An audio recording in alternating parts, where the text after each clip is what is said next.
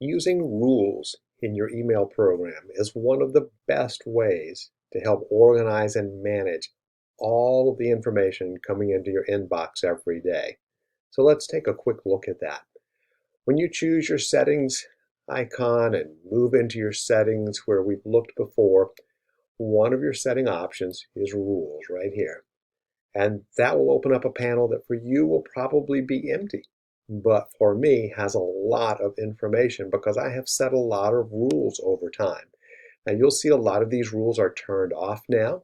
A lot of these were set during quarantine when our school was using a lot of Google Classroom, and every message that someone posted to Google Classroom, I got a copy of because almost every teacher invited me to be a part of their classroom for tech support purposes. So if the teacher added an assignment, I got a copy. If one of the other classroom members added an assignment, I got a copy. If a student responded, I got a copy. And so I set a rule for all of those things not to come to my inbox. If those showed up, automatically move those into a folder. And we've already talked about how to create folders to hold your email. So I didn't want to have to manually take each and every message and move it. I would just have it moved to a folder automatically. Now, we're not using Google Classroom in that way right now, so I've turned all those messages off. If I need to reactivate them, I can just flip them back on. I have other things, other notices that come from software programs. I still have those up and running. Those are also automatically sorting things into folders for me. And you can see there's a lot of those as well, and then some more that at the bottom that aren't being used. So rules can be very powerful, and you can have a lot of them. Before we talk about setting a rule, let me point you to these icons on the side over here. These little arrows just let you run the rule at the moment. Otherwise, they just run as needed in the background. You will set up some triggers to help your program know when to do that. But if you wanted to run one just to see if it worked, you could. That's what that button is for. The pencil lets you edit the rule if you need to make changes, and obviously the trash can lets you delete the rule altogether. The up and down arrows, these will move things up and down the list.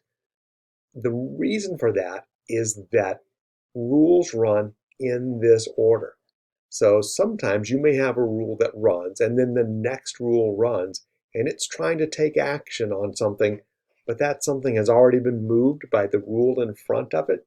So that's why it lets you put them in a certain order. I can tell you it's been very rare that that mattered for me. Most of my rules stand alone. They don't rely on anything else, but I just want you to know it's there because you might set a rule where you need to rely on what's happening with other rules. So let's talk about creating a basic rule, and we're going to create a rule that will take something coming into my inbox and automatically put it in a folder for me. Now it will be in that folder as an unread message, so that folder will have a number next to it that lets me know I've got one unread message in there, and I can go check that folder at my leisure when I need to or when I'm scheduled to. But in the meantime, I don't have to have all those extra messages in my inbox. So we're going to come here to where it says add a new rule, and we're going to name it, and we're just going to call it test of admin mail to folder.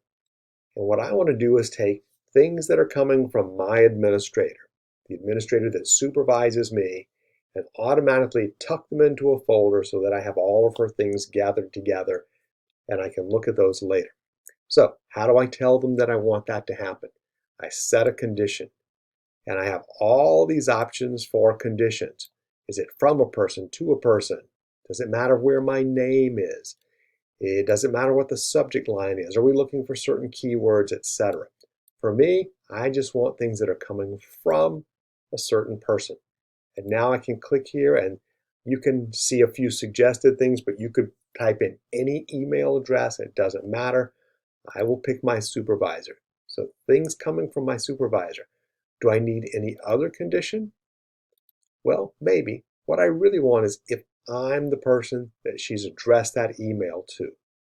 If it's a group email or if she's just letting me know that this is happening, that's probably not something directly about my job performance. But if she writes to me, then she either needs to tell me something or she needs me to do something for her.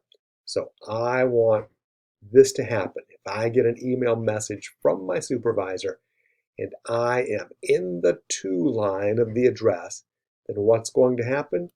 We're going to add an action. I'm going to choose, you can see I can choose a number of actions. I'm going to choose to move that to a folder. And what folder do I want to add it to? Well, I could search what are all my folders. If I want to move to a different folder, I can search. Do I already have one with her name in it? Yes, I do. And so I'm going to move it to her folder. If I did not, I could choose new folder right here. And that would let me create a new folder, but I don't need to do that. Do I need to have any exceptions? Nope, don't need any exceptions. I'm happy with things just as they are. From her, directly to me, put it in that folder, and then I would hit save. And the next time she writes to me, that message is going right to her special folder so that I never lose track of her information. Now, how might you use this? You might also use it for messages coming from a particular person. You might want to know if it's coming to a particular group. If you're a member of an email group, maybe an office group, and you want to make sure that all the things that come into that office group go to a special place. Maybe you want to have a different folder for different parents of your students, and you can manage things that way. But what you are doing is you are making sure that before you even touch your email program, it is already doing the work for you. And if organization is happening before you even look, by the time you get there to look at your email, to answer email, it's organized in exactly the way you want it.